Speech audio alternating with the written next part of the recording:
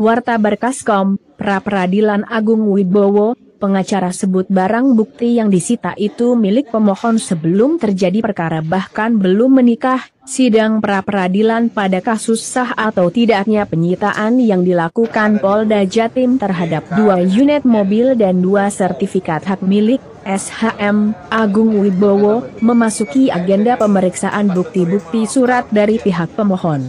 Rabu, 3 Juli 2024. Sidang pra-peradilan yang dimohonkan oleh Agung Wibowo melalui kuasa hukum dari Kantor Hukum Hes dan Partners ini digelar di ruangan sidang Sari 1 Pengadilan Negeri Surabaya dengan Hakim Tunggal Mi Putusri Indayani. Ditemui selepas sidang, kuasa hukum pemohon pra-peradilan H. Arifin Sebu SH, MH, menjelaskan bahwa untuk sidang hari ini diagendakan replik atau tanggapan atas jawaban termohon.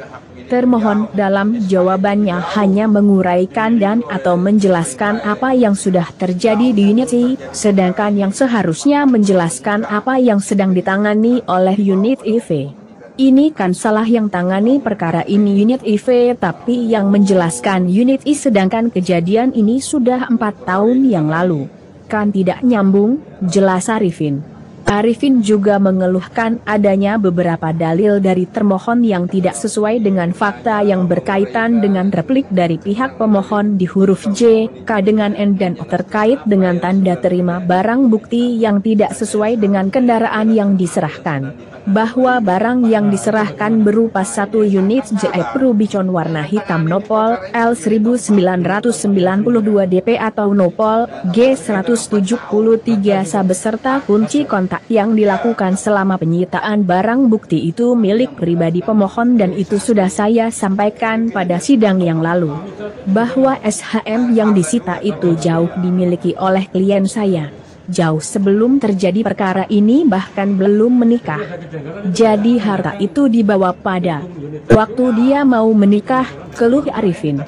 Bukan itu saja, Arifin juga kecewa sebab pada waktu berkas perkara kliennya tersebut diserahkan Polda Jatim ke Kejaksaan Tinggi Jawa Timur masih dalam bentuk P19 alias belum P21. Itu artinya karena tidak cukup bukti dan kalau tidak cukup bukti sudah seharusnya di SP3, Surat Penetapan Penghentian Penyidikan. Perkara itu ditangani Kejaksaan Tinggi Jawa Timur. Untuk ketua tim dari Kejaksaan Tinggi yakni Jaksa Penuntut Umum, Farida Haryani, dan kami menilai harusnya terhadap klien kami tidak layak untuk dilakukan penuntutan kembali dengan perkara yang sama atau nebis in idem. Perkara yang pertama dan perkara yang kedua itu sama. Masa orang dituntut 2 kali dalam perkara yang sama? Perkara pertama sudah dijalani hukumannya oleh Pak Agung. Kok sekarang ada lagi? Saya perlihatkan surat dakwaan jaksa yang dulu dengan perkara yang sekarang yang sedang diteliti oleh kejaksaan ternyata sama.